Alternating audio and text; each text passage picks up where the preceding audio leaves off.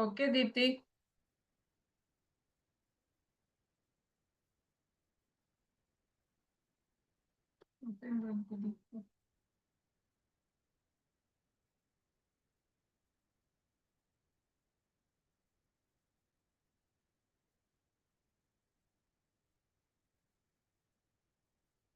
Deepthi, okay.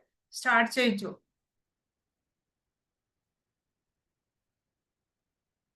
Thank you, madam.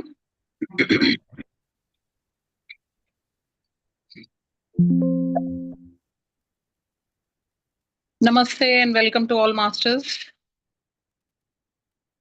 I would highly encourage if people can turn on their cameras and this can feel like a live session, a live Gurukul. Friends, for anyone new and who does not know me, this body's name is Deepthi, and I'm representing an organization named Ekathva, led by an enlightened master named Prabodh Achyutha sir. So my highest gratitude and salutations to that Guru Shakti and the whole universe, and to every master who has joined here to know something beyond this physical realm or this physical body, right? So I congratulate you all for your interest in the path of spirituality and enlightenment. So a huge congratulations for every master who has taken this time to be anywhere else but here and who has shown this interest. So I heartily welcome you all, and let's jump into the topic today, which is the 12 universal laws, friends. Well, as we all know, the rules and regulations on this earth, on this planet earth, right? Which side of the road to go, what are the rules and regulations to follow, how to be safe, not to mess with the law and everything. But as a spiritual aspirant, we deal beyond this earth, right? Beyond our planet. And we all know there are so many planets, so many millions and billions and trillions of planets out there. And this whole universe, which is the binding block of this whole universe, we need to know what are the laws that govern the universe out there so that we can understand the universe within us, that's inside us.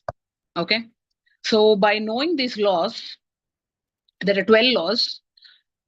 Quickly to mention, the law of oneness, law of vibration, law of attraction, law of correspondence, law of action, law of cause and effect, law of compensation, law of perpetual transmutation of energy, law of relativity, law of polarity, law of rhythm, and lastly, law of gender.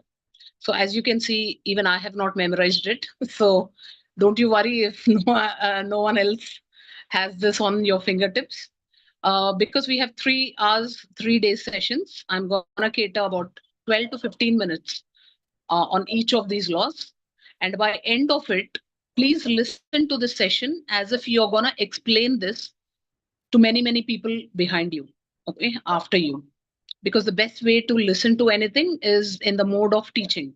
So when you know you're going to be teaching this to other people, it could be your kids, it could be to your partner, it could be to the people around you, your family, friends, or your co-spiritual aspirants.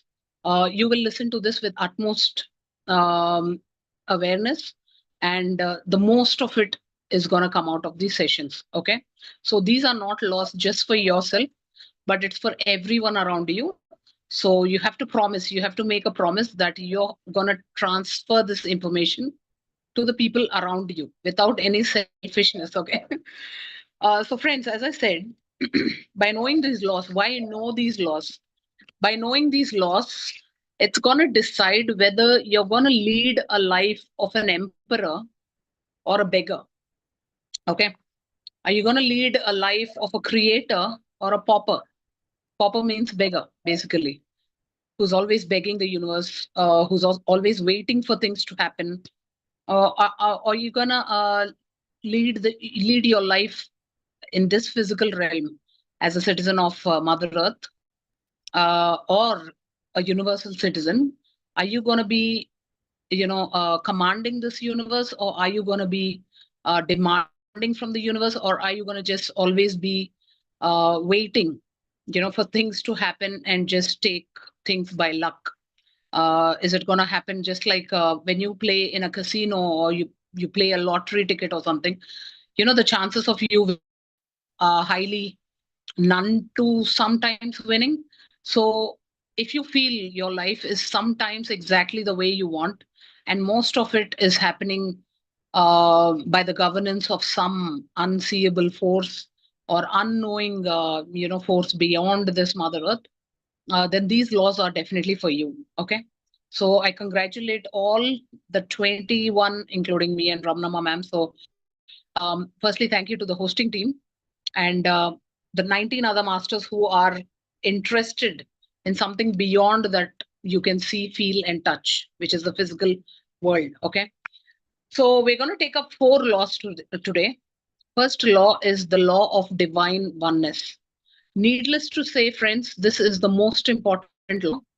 And usually, spiritual gurus and masters say if you conquer this law, if you remember this law, by the way, what is a law? Law is something that's unchangeable, and law applies to everyone equally. Okay, whether you're on this planet or some other planet, as we all know, all the other planets are also occupied by beings like us. They may not look like us, they may not feel like us, they may not speak the same language like us, but there are beings of different energy forms occupying other planets as well.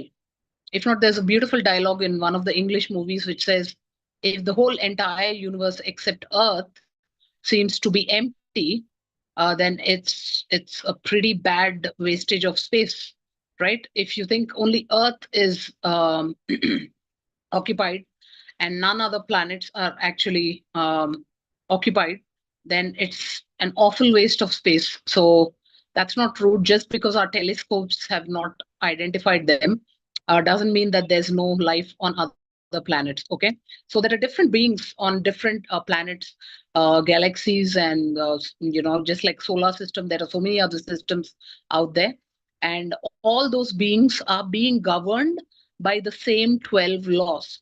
So even to understand their functionality, their working principles, these laws are very much the basic material that you need to understand, the rules and regulations and the principles and the formulas to understand. Okay, so the first and the foremost and the basic and most important law to understand is the law of divine oneness.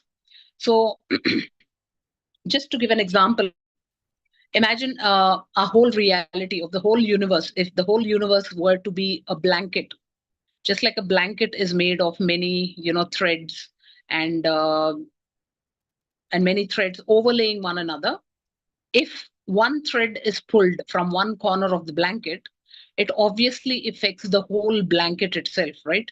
So there is a thread missing from the whole blanket itself. Just like that, this rule specifies that everything and anything in this universe, may it be a seeable thing, may it be a thing that could be felt, touched, seen or unseen, whether it feels living or non-living, including the chair that I have my phone on, including the wall behind me, including the clip that's in my hair, to the people that I see, to the mobile phone, everything is literally connected. And when I say connected, it's not just on this earth or this planet. These laws apply beyond and everywhere throughout the universe.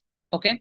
So uh, if you can remember this law, we will become very, very responsible citizens of not just this planet Earth, but we will be great, great citizens universally. So we will be universal soldiers, to say. Um, to think that my actions, my words, my thoughts, my beliefs, and anything that I do, my feelings, my emotions affect only me, is a very self-centered thing and a very unwisely thing to say. So this law says that everything you do, you say, you feel, you act upon, your thoughts, your words, everything is being sent out into the universe in the form of energy, vibrations, frequencies, and which does not just affect you or your immediate family members, or just your your street or your colony or your state, country, or your planet. In fact your thought is of lightning speed. Your thought has the speed of light. So it goes into the universe and comes back literally at the same speed. So we're going to see another law, which is the law of attraction, which is the same thing. What you put out there is basically what you get back to yourself. But coming back to the law of oneness, this basically explains that everything in this universe needs to be seen in the form of vibration and energy, friends. Okay? If you remove these so-called worn dresses to these shapes, these genders, these belief systems, man-made things like countries and all this, beyond it, we all are just light beings. So the basic building block of our human existence or the universal existence, anything in the universe needs light and an intention, a thought to actually create itself. Okay. So, well, sir, this is not from a book or a philosophy, but these are just universal laws. I can recommend you a book, but these are basically from, well, my guru has suggested me a book called What to Say When You Talk to Yourself. And when I was going from information beyond that, that is when I found the 12 universal laws. There is a book just called 12 Universal Laws, but I cannot recommend you an author right now. But in the group, I'm gonna, post a book regarding this. Okay. So what I was saying is, I had an open eyes meditation experience once, where I was continuously doing meditation in an open eyes situation. And the energies got so high that I had a beautiful, energy experience where I could see everyone around me. There were about 20, 25 people around me, including my Guruji, which is Prabodh Achyutha, sir. And what I saw was the whole scene or the frame being divided into half. So above half were these people normally looking different, their bodies were different. I could see them, body to body difference was there. But when I saw below the other half, what I saw was soil-like material, and everyone was connected to one another, just like plants would be connected, like at the root system. I saw all these bodies interconnected, intertwined with each other, and I felt that experience to be the divine oneness feeling. So this was about a couple of years ago, and just to decode it and to put it into practice, it took me 2 years, friends. So oneness is such a beautiful concept that if you can just be tuned to it, you will not just be a good human being, but you will be a human beyond this planet Earth. So you would be a great universal citizen, a great universal soldier, or a great universal person, always connected to everything. Because think about it, we could be traveling to another, astrally, when we have astral travels and astral experiences, we could land up in planets where we don't see people the way I'm looking at you, right? Physically, they may be not present, but they may be etheric beings or energy beings there, right? But to feel them and to make them feel included, you need this law. You should know that we are all connected. And with the connection of light and with the common connection of vibration as our language, they may not be knowing this English, Telugu, Hindi, or Sanskrit, all these languages, but we have a common language of thought or feelings or emotions, right? Or basically an energy language. And we could be identifying them, talking to them, and communicating with them, and having a greater experience, right? So basically, we have to remember that everything that we're putting out there is not just affecting ourselves, but it's affecting every single planet, every single being, every single reality of someone else also. Okay. Just like, imagine, friends, we clean our home regularly day to day, but we don't throw the dirt out. or the unnecessary stuff out. Today it may look good, it may not smell bad, but tomorrow or a week later or a month later, it starts smelling bad. And then a month and a half, 2 months later, my neighbors start smelling, the rotten smell. Then a few months later, the whole locality can smell it. So what I'm saying is, what's inside me or what's outside me is literally going beyond just me or my realm. Okay. So if you can remember this, you will always feel responsible. Because remember, there's a line in a story of the saint or something. I don't know what that book is. The story of a yogi or something. It says the biggest gift or the biggest favor you could do to this universe is just to be in a state of happiness and bliss. And I used to wonder, how can this be a gift to the universe? Just being nothing, not doing anything, and just staying happy. And my Guruji then explained the universe is called a mother for no, for a simple reason that a mother just wants happiness out of the child. A mother does not feel happy when you get your first paycheck or when you get married or when you achieve awards and recognitions or something. But a mother is just happiest when the child is just happy, a basic happiness, right? So you being happy is all that universe wants from you. And it's such a simple desire to have, basically, because it's obviously a mother, and a mother is a mother has very low standard. It does not depend. A mother does not demand much from its kids. And we, being the universal kids of this universe, all it wants us to be is happy, blissful, not to vibrate in a negative frequency, not to be in low vibrations. Um, so all it's saying is just be happy and do good things. Even if you don't do great things, just stay happy and blissful. Okay. So this gets us to the next law, which is the law of vibration. Well, what is vibration?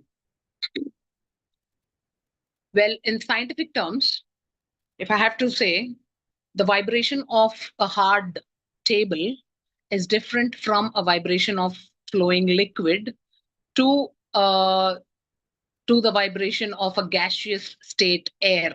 Okay.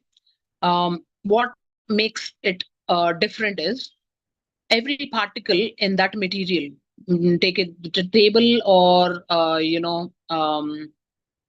bodies or anything else around you, there are particles within it, within that material, that keep on vibrating. And the more space the materials, the more space the atoms or the molecules inside the material has, the more space it can move, the lesser hard the thing is. For example, in a hard thing like table, things cannot vibrate so freely. That's why it's so hard.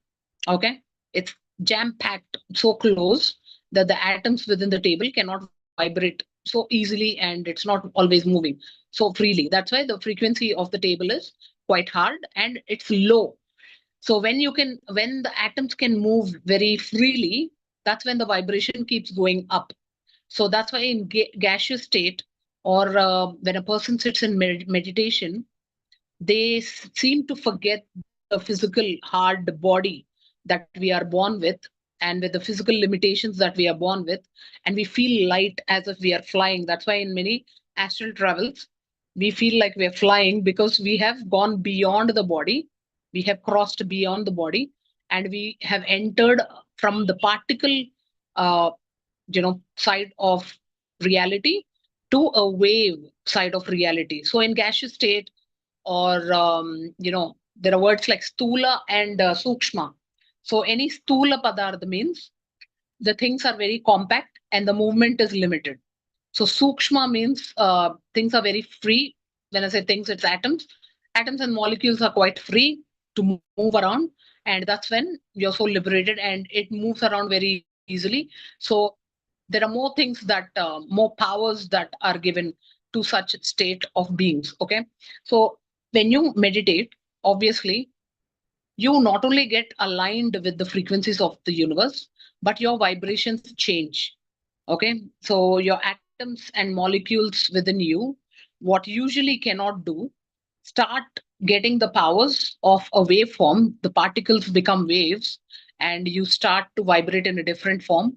And in turn, you get to do things which you usually cannot do, staying within this body realm. Okay, so what happens is your vibrations are usually felt, in your seven bodies, which is your physical body, etheric body, astral body, mental body, spiritual body, cosmic body, and the nirvanic body. Your second body, immediately after your physical body, your etheric body can actually feel the vibrations. Okay, so you know how some kids cry a bit more when they look at someone, or when they're given to someone, or when you sit in a crowd, or when you sit beside someone, you say, I'm not getting a good vibe from this person. I don't feel the vibrations are good here. Whereas when you go to your favorite meditation center, or your favorite spiritual place, like maybe a temple or something, you get good vibes and you don't feel like leaving the place. So what is it, or rather, what is it actually feeling these vibes is not your physical body, it's your etheric body, which is just the very next body after your physical body. That is actually feeling these vibes within you.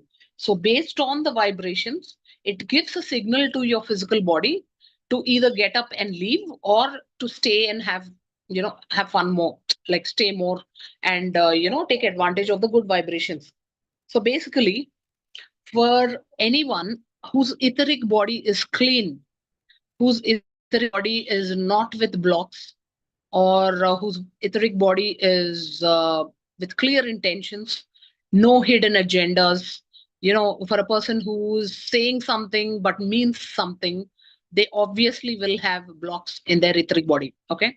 So your physical body is doing something, and your etheric body will hold emotions that you actually intend. Okay. So in meditation, what happens? All your unnecessary emotions are cleared and cleansed from your etheric body. Okay. So your first round of benefits in meditation obviously show up at your physical body level, and then your second level of advantages or benefits show on your etheric body, where your intentions, your unnecessary emotions, and all the baggage that you've been carrying from right from childhood. For example, when you hurt a child, or when you hit a child, the child cannot retaliate back to someone who's big, like a mother or a father, or some other person who's bigger than the child. So what the child does is it cries, but its emotions are going and sitting in the etheric body. So when a boss yells at you, you want to scream and yell back, but you're not in a position to do. What happens? Physically, you're acting very abiding to your boss, but then all your actual emotions go and sit in your etheric body. So all these multiple baggages, multiple years of collected unnecessary, unwanted stuff is cleared in meditation. And when I say meditation, it's not just 1 day, 2 days, or 3 days. It's thousands of hours sometimes, depending on your collection. These are all our collections, isn't it, from our childhood, whatever we have collected, and sometimes what you have collected from your previous lives. When you're born into a family with generational trauma, or depression, or karmas, all this gets forwarded, and it sits on you like an added baggage. So all this gets cleansed in the form of meditational energy. When you sit in meditation, what happens? Your vibration, and in turn your frequency goes up, and you get connected with higher lokas, higher vibrational energy realms, or worlds, or higher astral masters, and the necessary gets done. So the unwanted is washed, and just the wanted and necessary is kept within you. Okay. So what is frequency? If etheric body is what feels vibrations, your next level body, which is the astral body, okay, which is also called the manomaya kosha. So that actually collects the frequencies, or the mind. The mind collects all these frequencies. Okay. So it's obvious to say, when you're vibrating at higher vibration, or you are at a higher frequency, you get connected to higher astral masters. Okay. Who come and do the needful. They can gift you what's needed, or you're looking for answers from a long time. They'll come and do the necessary. Uh, and similarly, if your vibrations go down, you will obviously fall into low frequencies, and you will connect to lower worlds or lower lokas. Just like we know, there are 7 lokas above us, which are called higher lokas, or, what do you say, the golden lokas above us. And there are 7 lokas below us, which are filled with low level beings, always looking for your energy. They're looking for your guidance. They're looking for your tapo shakti, whatever energies you acquire and save in your meditational journey. They are looking for that. They are dependent on that. So depending on your frequency, if you are talking bad about others, if you're backbiting or gossiping, if you're saying something and intending something, if you're doing something and actually intending something. For example, physically you may be serving someone annadan, but inside you're thinking, this guy does not deserve my annadan, or else he's coming for seconds. Why should he get seconds and not others? Something, the bhavana, that the feel that you give out obviously matters the most. It's not the act that you're doing, it's not your exterior act that you're doing physically, but your intention overrules your act, in fact. Okay. So your intention, which is the sukshma roop, which is more subtle, and your thought has a bigger vibration and frequency compared to your physical act itself. So always keep that clean, friends. For example, even if you're hitting someone, for example, I hit my child sometimes, but to put them in discipline, or to teach them something, or to retaliate something, or to put an end to some act or something, but my intention inside is always a love frequency for them. Okay. As a mother, so your intention overrules your activity. All right. So there is a saying that anyone who understands this law intelligently, smartly, can even go murder someone and not get a karma into their karmic books. So keeping your intention clean, and remembering that this is not me doing the karma, this is for the greater good. And with that knowledge, you can actually become karma free. Okay.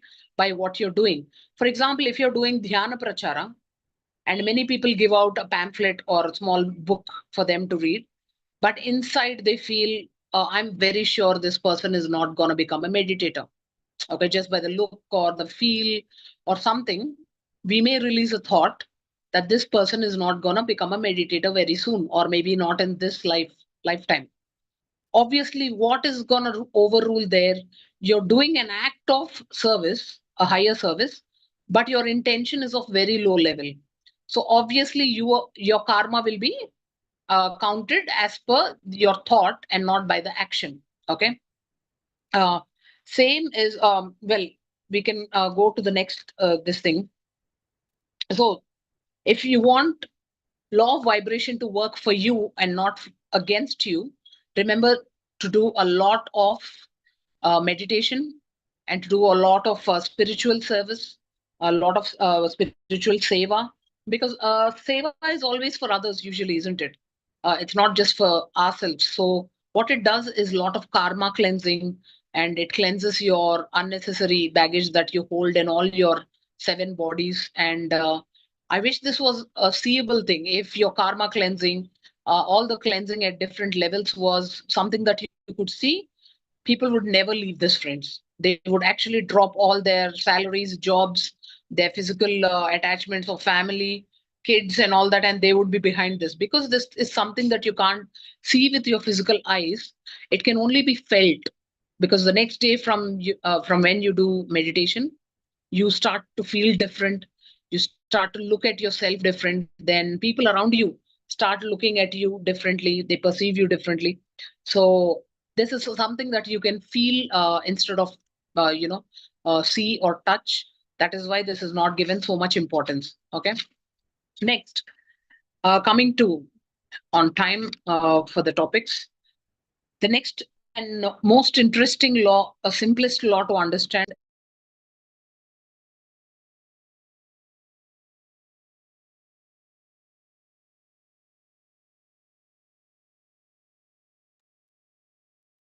Okay, so we're at the third law. Just to recap, we have finished the law of divine oneness. It states everything, every object, every thought, every person, everything you see and you don't see is all connected. So just keep an eye on what you think, talk, see, what you engage yourself in, how you feel, how you react, and how you imagine, visualize everything. Then we came to the law of vibration. Basically, vibration is nothing but your state of your etheric body, how you feel, your emotions. Okay, keep them clean. If it's not in your hands, you can do a lot of meditation and cleanse your etheric body. That's the simplest tool to actually keep the unnecessary out and just keep the necessary with you. Next, we come to law of attraction. This is the law in most demand these days, especially because law of manifestation has got the highest, demand these days. Everyone knows we can manifest things, but very, very, very few people know how. And those few people are called not just the 1%, or they're almost the 0.0001% of this whole planet's, population.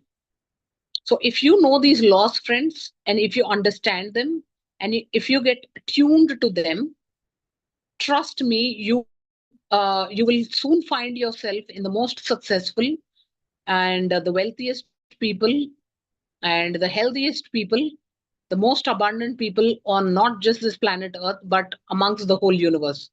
Okay. This is what I've simply done. Taken these universal laws, understood it, accepted them, first of all, because they're laws.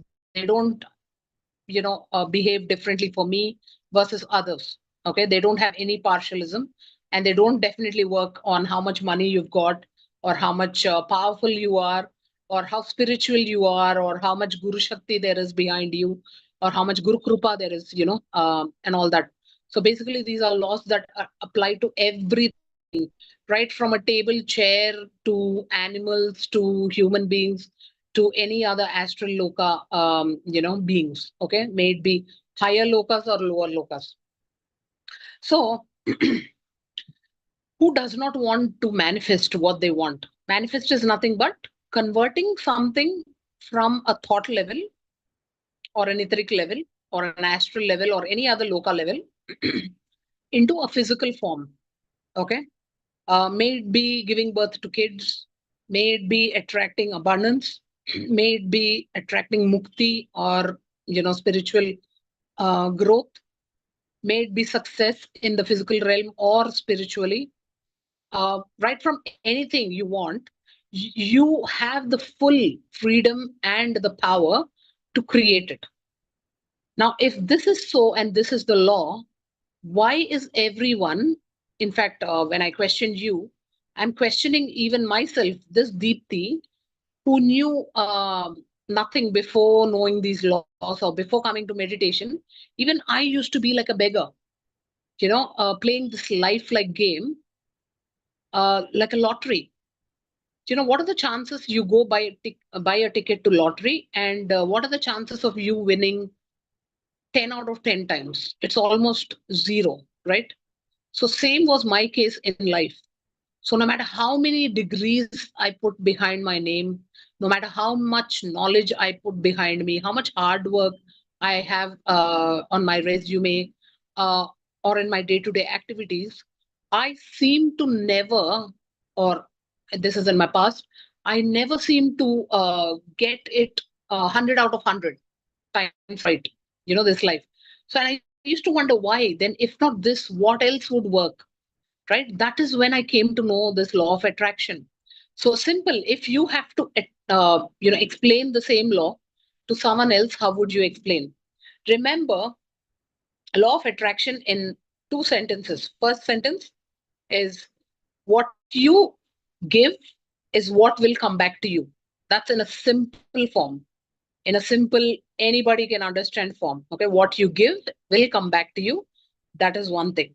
So what you're trying to attract, you need to put out the same thing. The second most and misunderstood line by many people, because of which law of attraction fails to work, and following that law of manifestation fails to work in their case, is the following: you attract what you are. Underline this with a red pen if possible. You attract what you are and not what you want, friends. Okay, just let's take enough time to understand this, because this summarizes the whole law of attraction. So many people, I'll actually summarize this with a beautiful example. So there was a guru who calls his disciple, a young disciple who's about to get married, and he says, just tell me what qualities you're looking for in your future wife. And he gives him a piece of paper, and the disciple happily, just writes one after the other: honest, beautiful, intelligent, wise, understanding, blah blah blah, whatever. And the guru sees the paper, and it has got 50 qualities. Within a minute he manages to write 50 qualities, right? So the guru says, are you sure you're done? And the disciple takes the sheet back and then adds 50 more qualities immediately and says, well, these 100 qualities is what I'm looking for in my future wife. So the guru says, congratulations. Are you sure you want to attract this? And the disciple says, 100%. That is why I've put it on the paper. And so the guru says, and not says, he gives the paper back to the disciple and says, go become these. Understood? So every quality the disciple has put on the paper, the guru says, go and become these. And that's when you attract such a person as your future wife. And the disciple goes blank. He says, no, no, no, I want to attract that person. I don't want to become that person, but I just want such a person in my life. So the guru says, you don't get what you wish for. In fact, you get only what you are. Understood? This is such a beautiful lesson, because everyone sitting here wishes for stars and moons and God knows what not, astral travels, and the highest achievements in life, abundance. Everyone given a choice, they just keep adding zeros and zeros behind ones and says, this is the number I want to attract, but they're not ready to do the work. And that we see under a law called the law of action. They're not ready to put the action behind their intentions, thoughts, and emotions and feelings. So basically, if you want to attract something good in your life, what should you become? Simple. You have to be good. And obviously, if you are bad, if you're vibrating at low frequencies, if you're talking behind people's back, if your etheric body is filled with blocks and misleading info, like at physical level you're doing something, but you're keeping secrets at etheric level, do you think you will attract what's in your physical realm or what's in your etheric realm? Obviously, you attract what you are. So whatever you say, think, feel literally, and how you have emotions filled in you, that is what you attract, friends. So many people keep thinking, I have done all my homeworks in law of manifestation. I write my affirmations. I repeat them every day. For example, someone looking for a job may go for a job interview and keep repeating, I will get this job. I deserve this job. This job is made for me. This is mine. That's it. And then in the back of their mind, they may be preparing for a plan B. What if I don't get the job? How am I going to deal with my debts? Or what about my future? They may carry worries about the what if not part of the deal. So the universe is so intelligent, it just does not take or go by what you talk. or do, it goes by 6 things, friends. So you can write down or even see this record again. But only when you have these 6 alignments, 6 things aligned within you, is when what you want actually happens, and what you want actually is attracted towards you. First is your thought level. What you think should be aligned with what you talk, should be aligned with your shoulders, which means actions, what you do. And then comes the 3 things that you cannot see. The fourth one is your feelings. It should be aligned with how you feel. And then the fifth one is how your emotions are. Okay, your feelings, emotions. And then the last one, the sixth one, is how you visualize things. Are you in a position to visualize yourself sitting in that CEO chair or not? Are you in a position to visualize as the next king of this planet Earth or not? Are you ready to visualize your unborn future baby with it in your hands, and naming the baby and seeing that baby run around in your house, and scribbling walls, and maybe doing maybe passing urine on your dress and all that? So are you able to visualize all these things? So when you don't have something physically manifested yet in front of you in this physical realm, are you still able to visualize it? This is the test. So the universe tests you at 6 levels. I'm going to repeat this because this is the most important. For every manifestation, every law of attraction to work, you need to align these 6 levels in the same way. Any level you are cheating yourself, maybe you can cheat yourself successfully, but the universe is so beautiful, that so intelligent, by the way. It's got a mind or an intelligence more than every being's intelligence put together. So you cannot cheat the universe. Okay, so what you think, what you say, and what you do, it should be in absolute alignment with how you feel and your emotions as well as your visualization. So if you want to say a car, your mind that is usually trained in this Maya world says, are you sure this is the right time to buy a car? Or are you sure you have the 10 lakhs or 20 lakhs needed for the car? And one side, your soul is saying, or your wisdom from all these laws is saying, yes, go ahead. There's nothing between you and your imagination. Go ahead. Imagine a Mercedes Benz if you want. I don't know what's the latest car in the market, but just go ahead and think of the most lavish car that you always wish to have. And your mind is going to play tricks and say, how can you? Look at your bank account, your bank balance, and your paycheck, and then how many things you've got to pay for from next month. And it's going to show you your bills, your limitations, and the things that are weighing you down. And and usually the mind is such that it goes into a protective mode. You know how a small child goes up to the top of the building and says, I'm the Spider-Man, I want to jump.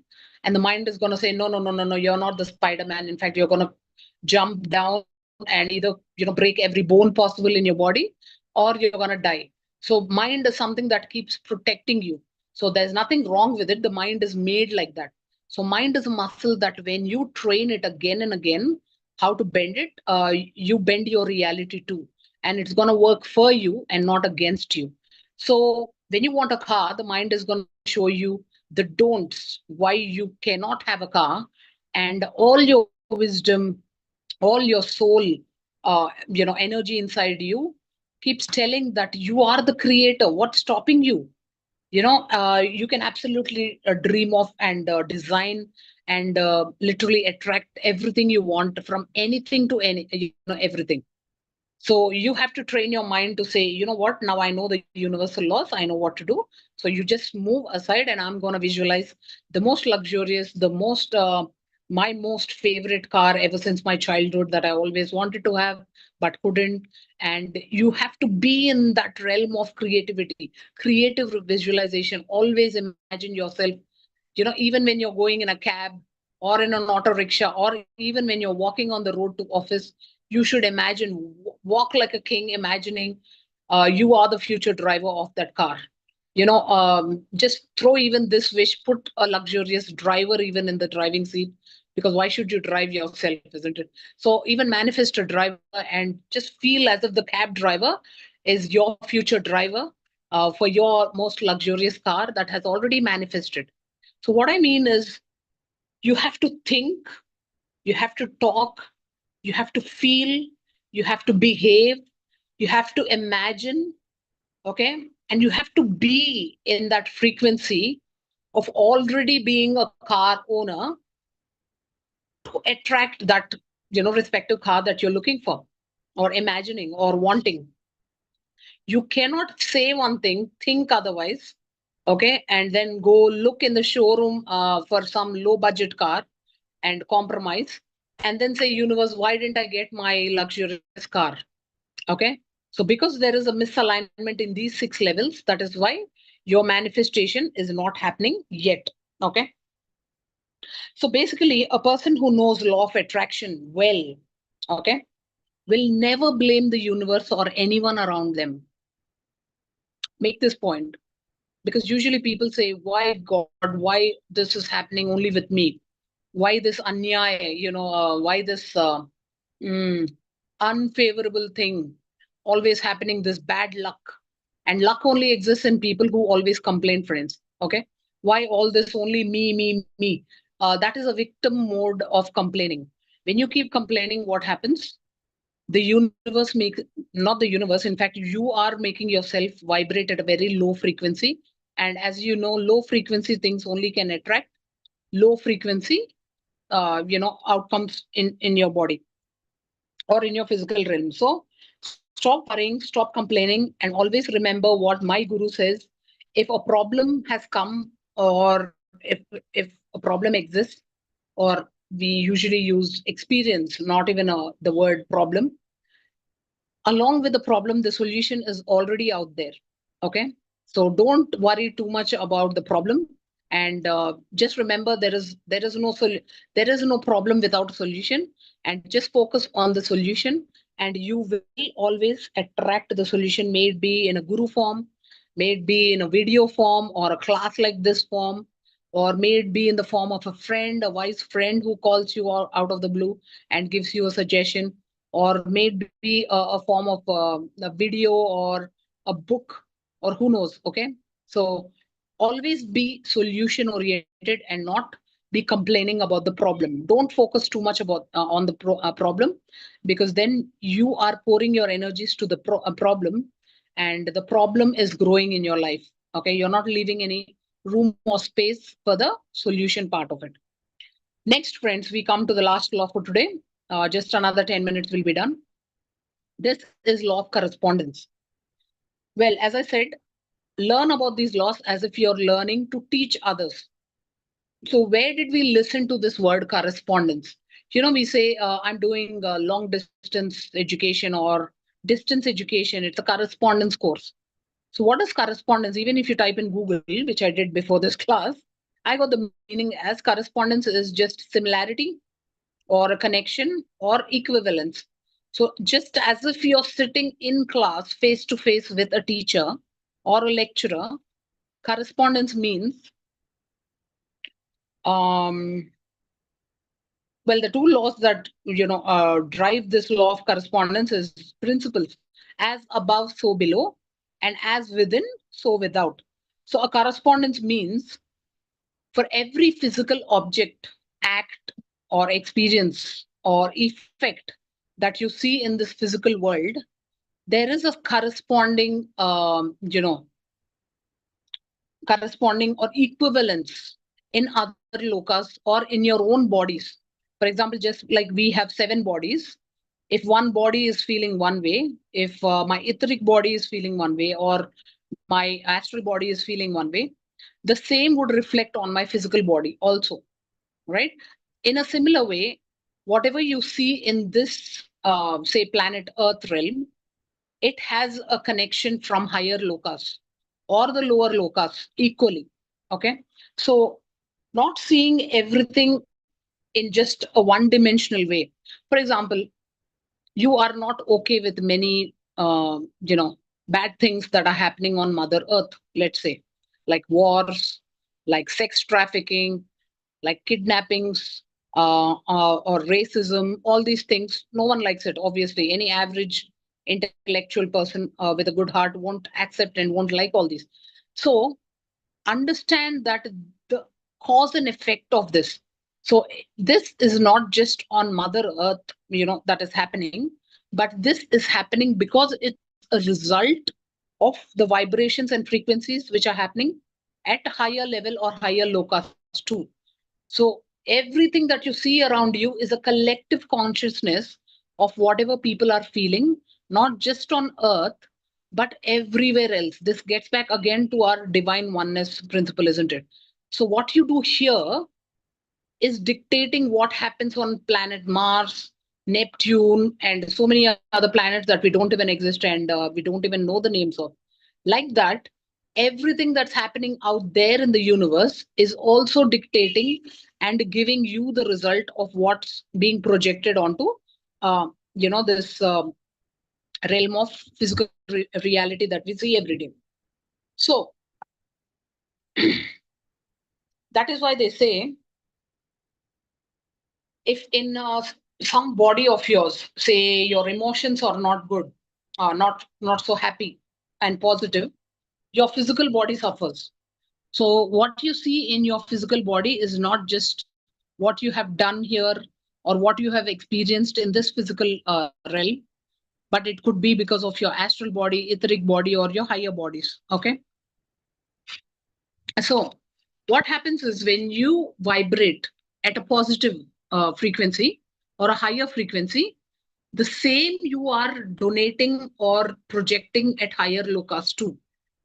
But when you're at lower frequencies, the same will go and project in your lower locus too. Remember, friends, when you have, I'll explain you this example. You know why alcohol is called spirits? This no one knows because this is an esoteric secret. Why are alcohol beverages named spirits? Is what happens when a person consumes alcohol is your natural soul, which is a divine soul in itself. Every one of us has a divine soul gifted to us at the time of birth. We are all pure beings. But what is happening when you torture it and you make it uncomfortable with these foreign objects, like these hallucinating, artificial drugs externally? What happens is your divine soul says, I cannot be inside this body, and it just escapes. And that's how people complain after drinking alcohol, that I blacked out. It's not blacking out, it's your own divine, soul leaving your body and saying, I cannot be inside this container anymore. I'm so divine and this container has become so contaminated that I need to get out of here. So when it goes out, your container is left empty, literally, and it becomes an invitation because there's alcohol in it and all the negative stuff is happening. You are vibrating at a lower frequency, because of which obviously your divine soul has left you temporarily. And what happens?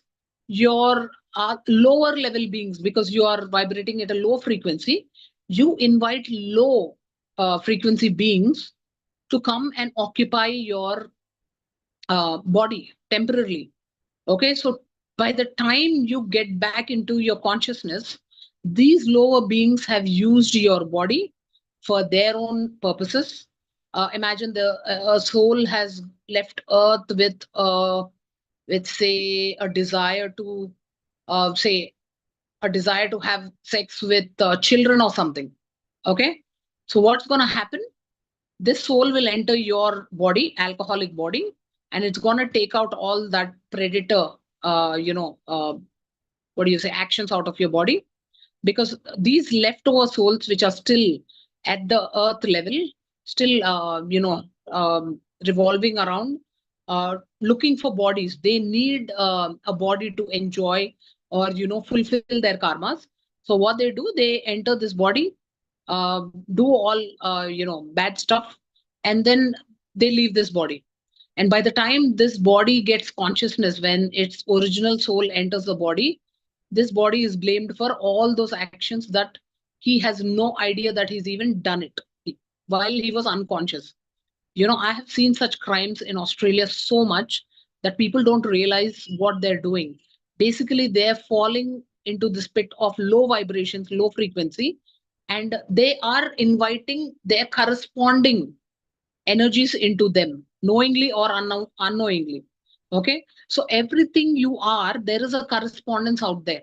For example, if you're a pure soul, after coming into meditation, imagine every time I have requested the universe for an answer, or to bless me or give me or channel me with higher divine knowledge or wisdom, or to bless me with higher gurus, or put me in contact with higher masters and guide me for more and more, and my quest for this quick spiritual growth was always taken care. But the but but the conditions apply quote was that you have to be pure. You should not utilize the benefits that you get after you contact a astral master, or you're gifted with all these great knowledge and wisdom and everything, all these divine qualities. You should actually give it back to the universe. You should not actually trap it within you and use it only for your good. So I was always getting up and using an affirmation: universe, just use me. I used to say, universe, just use me for your universal good. And the best things in my life actually happened when I surrendered myself and I said, I'm open for this incoming growth, and I'm open to be mind blown. I'm open for any surprise that comes, and I'm ready to just receive, multiply it within me, and then just give it forward. And I promised to this universe, not just the universe outside, friends, not the universe that you see outside or that you can't see. It's even the universe within me, the universe, which means every cell within me. I promised that I'm not going to be selfish. I'm not going to acquire, accumulate. All right. And I'm going to just keep multiplying with whatever I have. And then as it comes, I just give it and distribute it to the universe back again. And this pure intention of service and surrenderance has gifted me, has channeled me. In fact,